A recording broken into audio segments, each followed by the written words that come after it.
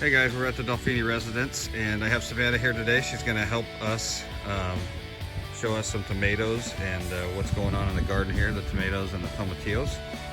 So we'll go down and show these first ones. I just wanted to talk about this a little bit. These are the tomatoes that have grown wild this year out of the mulch bin. So I'm going to have her show you there. So these appear to be grape tomatoes. This tomato plant has grown on its own, and I've just caged them recently. So those are grape tomatoes there, and we have another one over here. And as you can see, it's got a bunch of tomatoes on it as well. Both of these came up from seed out of the garden. So this is one of the cool things about having a mulch bin is you are able to kind of get new plants every year, some surprises, and the last couple of years we've gotten these tomatillos. So I'm gonna see if she can find a tomatillo, but this whole forest here is tomatillos and I did not plant one of them. So, is that one? Yep, that is one. They're like zoom in. So light. So they grow into this outer shell. So right now they have this shell and you'll have a little tomato inside of it, but it actually, or a tomatillo, but it grows into it, and when they break out, when they get so big that they break out of the shell starts to crack, that's when you know they're ready. So pretty neat. I bought some last year for the first time, threw them in the mulch bin, and last year we had them pop up like this and we grew a few. The tomatillos falling from the plants must have spread all over the garden when I was mixing some stuff in and moving the wood chips around, and now we've got a whole forest of tomatillos. So that's pretty cool. It's just full of tomatillos. As you can see, there's tomatillos everywhere. These things produce a lot. We got a lot last year. So we were kind of roasting them in the oven, grinding them up in a food processor or a blender, and making some green sauce out of them. It was really good, and we made salsa with it as well.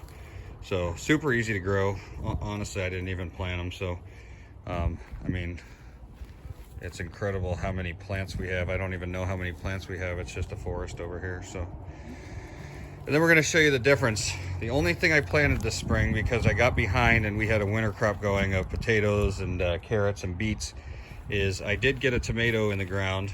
And as you can see, this tomato is bigger than the rest. And I got this one in late too, but so it's got grape tomatoes on it. It's pretty tall. And I'm gonna have Savannah go down because we actually have our first tomatoes here, and I'm gonna see if she can pick them. We have our first ones of the year. It's kind of late this year, but like I said, I was behind on planting, so. Right there. Awesome. Can I get all of them? Yeah, get all the red ones. They came off like super easy.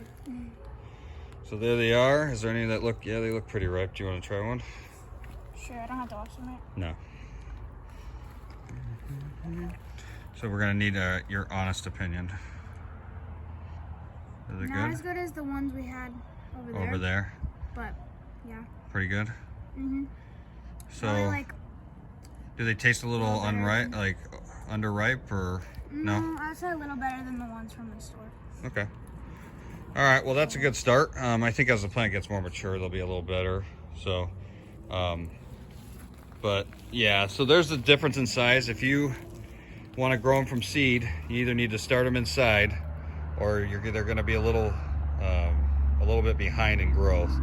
When you use the plants from the store, you get you're gonna get a leg up on the growth, because you know these things they kind of burn out in June. So we'll have about a month of cherry tomatoes, or in this case grape tomatoes. I think most of these are grape tomatoes.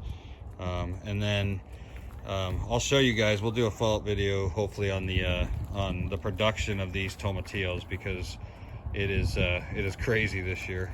I've never seen anything like this. So all right, do you have any last words for the camera? No. All right, well, thanks for watching, guys.